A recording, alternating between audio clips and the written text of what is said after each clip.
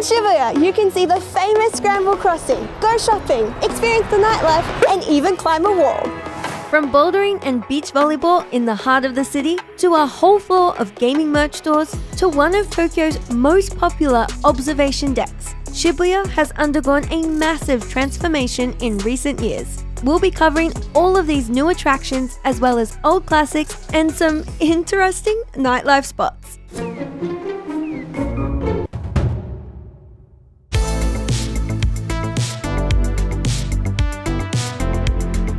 Shibuya has a lot of new developments, such as Miyashita Park behind us, but there's also ones like Hikarie, Shibuya Scramble, and one of the most interesting, especially for shopping, is Parko. Parko's great for shopping, like you said. It has a whole floor with a Nintendo store, a Pokemon Center, Jump, Capcom, and it also has a beautiful view and a beautiful rooftop.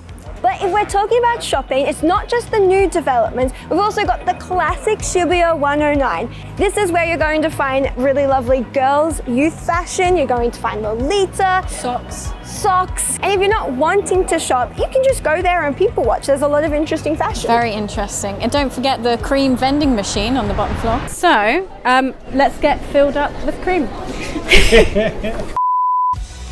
Another spot for shopping that's worth a mention is Tower Records. Shibuya has a strong music scene, and this store is no exception, selling CDs and vinyls for every genre over 7 massive floors. And once you're done with all that shopping, the rooftop at nearby Miyashita Park is a great place to relax. A nice green spot in the heart of the city, there's seating, food trucks, and if you're feeling energetic, the sports area is where you can take to the bouldering wall or try some skateboarding.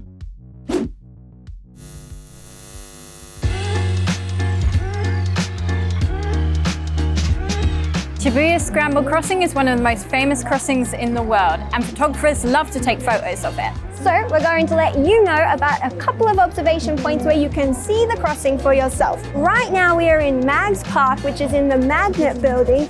It's not exactly a cheapo observation deck. A bit expensive, I'd say. A little bit. It's 1,500 yen per person, which includes a drink, but it is not that busy and you can see straight down onto the crossing itself. Other spots would be restaurants and cafes around Shibuya Scramble Crossing, the connection between Mark City and JR Shibuya Station. And one last one, which is a little bit further away, is the Hikarie building on the 11th floor. It is free though.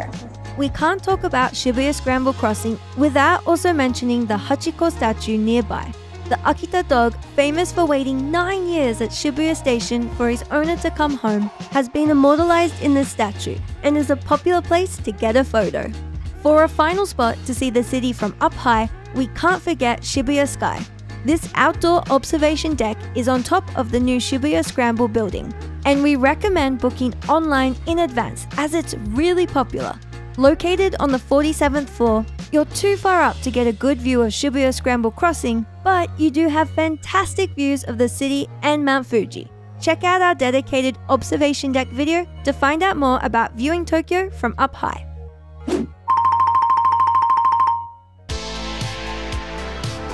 For food and drink in Shibuya, there's a wide range of affordable spots. In particular, the area has a lot of budget sushi chain restaurants.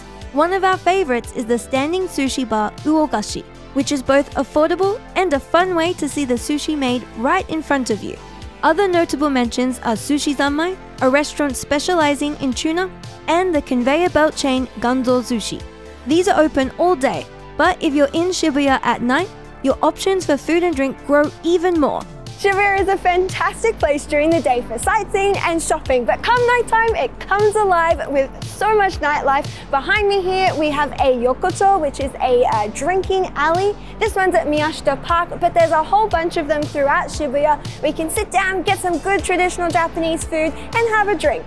For a traditional experience, Nonbe Yokocho, a laneway filled with small Japanese bars just a short walk from Shibuya Scramble, is the perfect spot to go.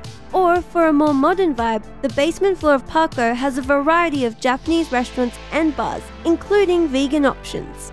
If you're staying out even later, there's fantastic clubs here. If you missed the last train, you're going to see some interesting Shibuya meltdowns. Lastly, one more thing to see is the Love Hotel Hill in Shibuya. You can stay, you can rest, you can just have a look. It's a very interesting spot to see. So now we're going to try a bit of Shibuya's nightlife for ourselves, aren't we, Amy? We sure are. Make sure you check out our other Tokyo area guides. Cheers!